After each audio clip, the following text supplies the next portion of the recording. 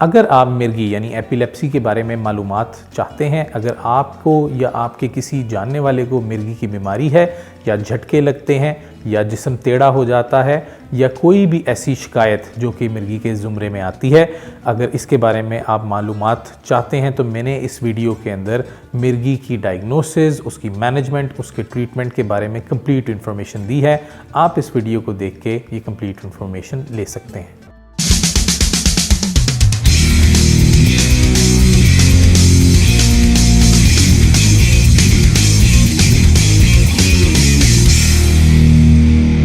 अस्सलाम वालेकुम, मेरा नाम डॉक्टर गौहर महमूद अज़ीम है और मैं एक कंसल्टेंट न्यूरोलॉजिस्ट और स्ट्रोक स्पेशलिस्ट हूँ। लाहौर में मैं प्रैक्टिस करता हूँ GK institute of neuro sciences, Paragon city Lahore और अल राज़ी हॉस्पिटल गुलबर्ग में, गुजरांवाला में फाजिल मेमोरियल हॉस्पिटल में मेरी प्रैक्टिस है।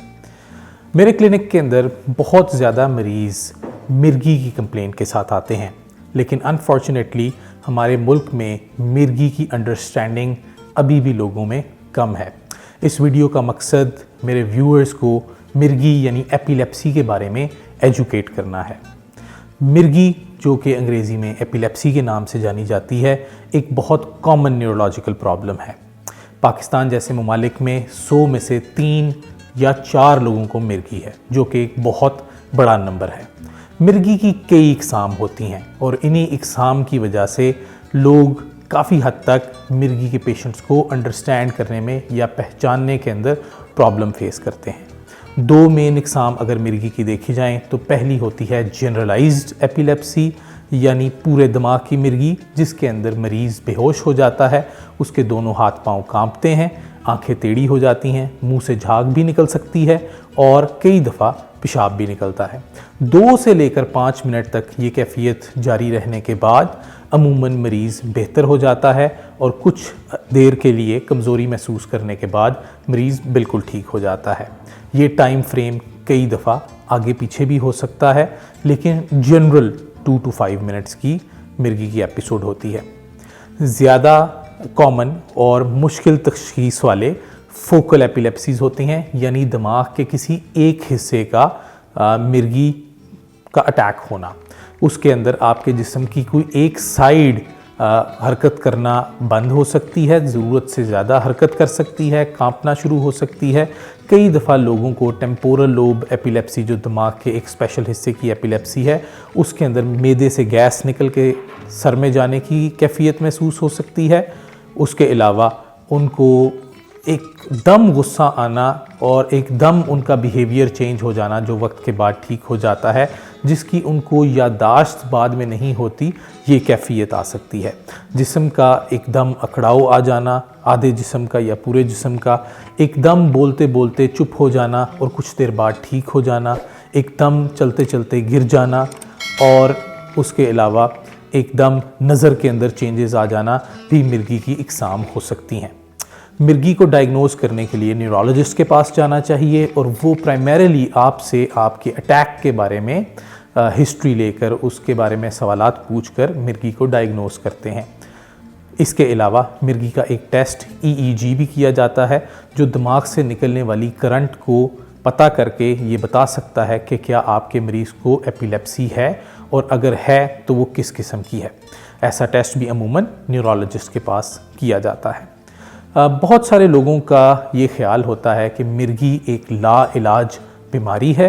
इससे भी ज़्यादा लोग ये समझते हैं कि मिर्गी कोई साया या किसी जिन भूत की अलामत है। तो सबसे पहले तो मैं ये बताना चाहता हूँ कि कई हज़ार सालों से इंसान ये सोच रहा है कि शायद मिर्गी कोई जिन भूत या असरात की वजह से होती है, मगर ऐसा बिल्कुल नहीं है। अब साइंस ने ये साबित किया है कि दिमाग के खुलियों का ज़्यादा एक्टिव होना एकदम, यानी हाइपर एक्साइट होना, मिर्गी को कॉज करता है, जो पूरे दिमाग की भी हो सकती है और दिमाग के एक हिस्से की भी हो सकती है। तो अगला सवाल था कि क्या मिर्गी का इलाज हो सकता है। तो अद्वियात, जिनका नाम एंटी एपिलेप्टिक ड्रग है, अगर आपको सही न्यूरोलॉजिस्ट एक सही मिकदार में दुरुस्त दवा देगा तो ज़्यादातर लोगों के दौरे पड़ना ख़त्म हो जाते हैं। और अगर आपके दौरे 2 से लेकर 3 साल तक ना पड़ें तो मेजॉरिटी परसेंटेज ऑफ पीपल के अंदर दवाई बंद करने से दौरे हमेशा के लिए भी ख़त्म हो सकते हैं। कुछ एपिलेप्सी की टाइप्स होती हैं, कुछ टाइप्स यंग बच्चों में होती हैं, कुछ यंग एडल्ट्स में होती हैं और कुछ ओल्ड एज के अंदर होती हैं। इन सब के दवाइयाँ और उनके रिस्पॉन्सेज कुछ डिफरेंट होते हैं। एंड के ऊपर मैं आपको ये पैगाम देना चाहूँगा कि मिर्गी एक काबिले इलाज बीमारी है और ज़रूर अपने न्यूरोलॉजिस्ट के पास इसके इलाज के लिए जाना चाहिए, क्योंकि अगर इसका इलाज ना करवाया जाए और मिर्गी के दौरे पड़ते जाएं तो आहिस्ता आहिस्ता दिमाग का साइज़ छोटा होना शुरू हो जाता है और दौरे के अंदर चोट लगने का या डैमेज होने का ख़तरा भी काफ़ी स्ट्रॉन्ग होता है और उसके बाद कई दफ़ा दौरे पढ़ के दवाई के असर भी कम हो जाता है। तो अपनी दवाई रेगुलरली लें और अपना प्रॉपर ट्रीटमेंट कराएं और मिर्गी के साथ नॉर्मल ज़िंदगी गुजारने की कोशिश करें। और जैसे कि मैंने शुरू में बताया कि 3 से 4% लोग मिर्गी का शिकार हैं, तो बहुत सारे लोग उनमें से अच्छी, हेल्दी और सक्सेसफुल लाइफ गुजार रहे हैं। अगर आप मेरे पास आना चाहते हैं तो हमारे पेज के ऊपर दिए गए नंबर से रब्ता करें और हमारे आप क्लिनिक्स के ऊपर आ सकते हैं और अपना इलाज प्रॉपर इंटरनेशनल स्टैंडर्ड से करवा सकते हैं। Thank you.